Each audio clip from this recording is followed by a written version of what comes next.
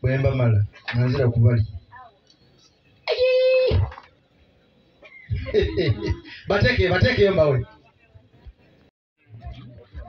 Bano be bamu ku bantu abamenyebwa amayumba gaabwe mu bitundu eby'Erubigi n'ekitongole ekya NEMA. Wabula olwaleero waliwo omuzira kisa abawadde omukisa okuweerera abaana baabwe ku bwereere. Era mu kaseera kano bali mu kulambula wa essomero gye lisangibwa mu bitundu eno eby'e Namayumba erya Raising Up. Mu kaseera kano tuli mu kulambula ssomero wa abaana we bagenda okubeera nga basomera ku bwereere nga bayambibwako omuzira kisa. Ke kaseera kano ke tulambula era abeera wano ku Spotlight ojja kubeera otegeera ekisingawo.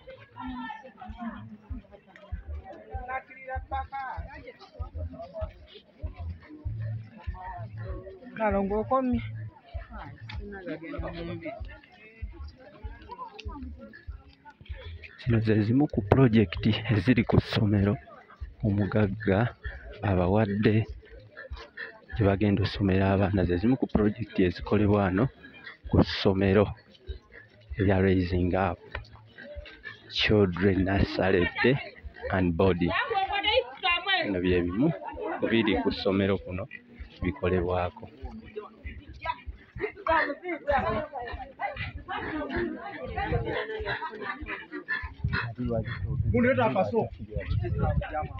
Eno ebiri project ekolebwa ku ssomero.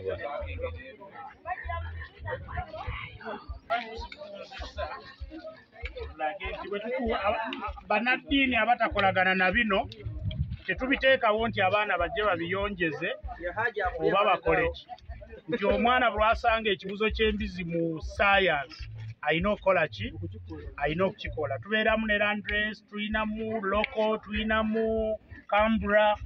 Kaakati bw'oba obisomesaako ng'omwana alabako beta. Twalina ente enzungu naye olw'ekiyumba n'embeera y'obudde si tezaayagalawo ne tuzisengulira ewala. Era we tulina pulojekiti zeezimu nti abaana bagenda ne bakola physical study. Waliyo poultry, waliyo embuzi. Essaawa eno abamu bwe baba balonda tuwa banoonya bifo, tugenda Ntebe kulaba nnyonyi, naye nga kati tuwa yaffe egenda okukolebwa ku Lwokubiri olujja egenda Malinzi Farm Eziroobwe. Omwana alabe enjiibwa, alabe embaata, alabe ssekoko, alabe embuzi. Nti ffe tukola bino lwa nsonga twasomera mu masomero ga Bakatuliki nga gatuyigiriza bino. Omwana kyakuliramu n'enkya kyagenda okukola ki, kyagenda okubeeramu.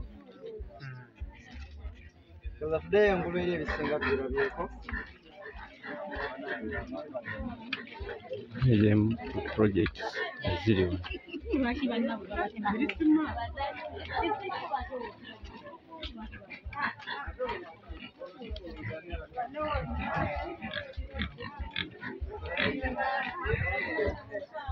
Ezo ezimu ku projects z'essomero lino erikolebwa ng'abaana basoma ate nga balina bye balaba.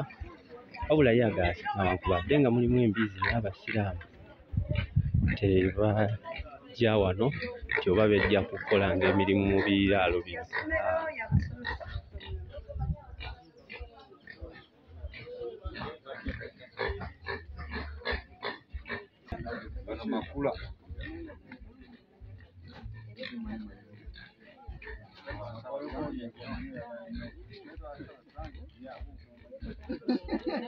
Omukisa guno ogw'okuweerera abaana bammwe mugenda kuweewukibwako mutya, mumuyita mu kusomozebwa ki okuyisa okufuna abaana gye basoma? Ekyamazima okuva lwe baatumenya twafuna okusoomozebwa okw'amaanyi ennyo.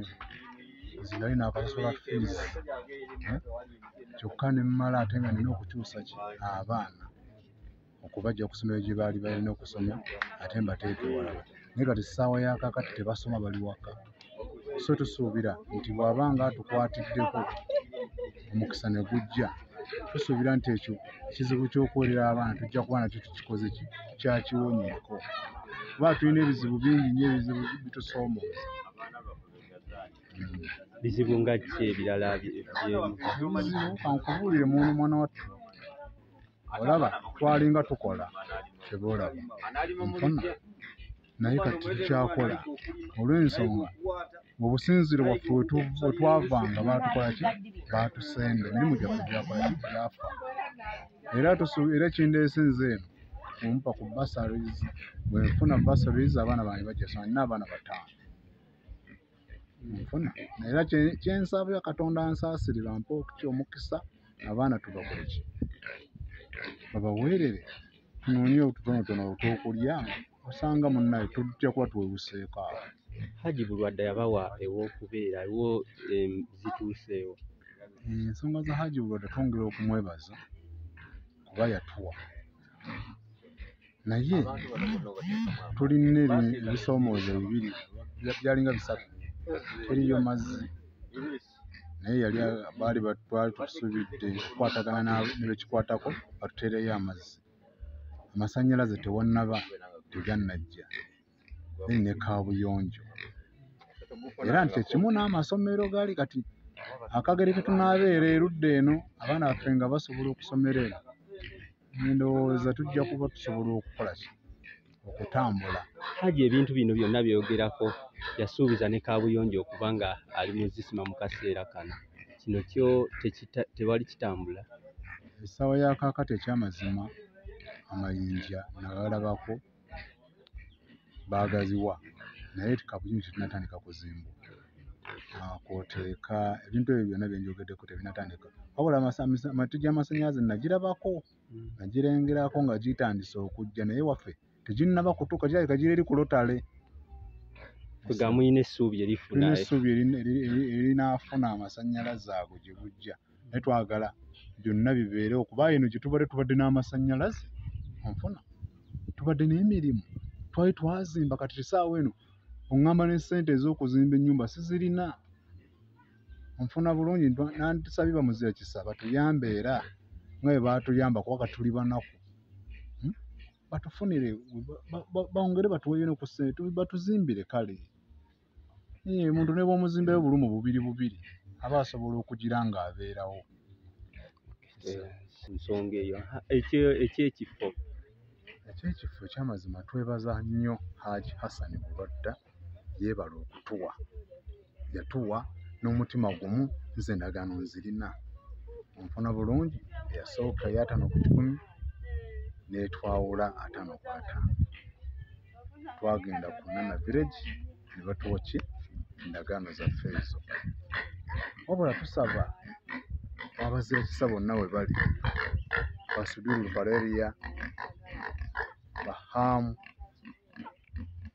Bakirumira ab'ebitiibwa abo abatusingako mu nsawo tusaba nti nga Haji bwe yakola nabo bwe baba bakola bajje batukwatireko n'omukutuzimbira kubanga ekyamazima baatuwa naye ate by'okuzimba tutetenkanya tetuyina ssente emirimu gyafa ne giggwawo bwe ffe kyovala kyekituleese n'eno era ekituleeta eno kulaba nga tufuna basale ez'obwereere abaana bakole ki basome baana bali waka tebatudde ne tusaba abazira kisa bonna gye bali batukwatireko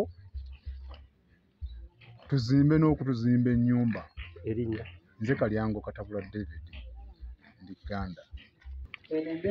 Lino ly'essomero lya Raising Up omugagga avuddeyo okuyambako abantu b'omu Lubigi okulaba nga bafuna okuyambibwa okuweerera abaana baabwe ku bwereere watali yadde kuwaayo yadde akasente okwegatta ku mugagga Haji Hassan Bulwadde kye yakola okuwa abantu bwe babeera bwe bagenda okuzimba ennyumba zaabwe mu bitundu eby'ennamayumba era lino essomero lisangibwa wano ennamayumba ku Jjembe.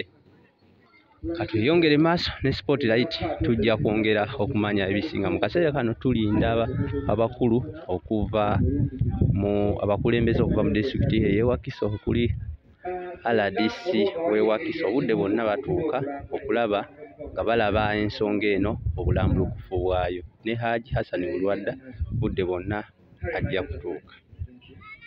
Wekuumire ku Spotlight News Media okumanya buli kimu kiba kigenda mu maaso.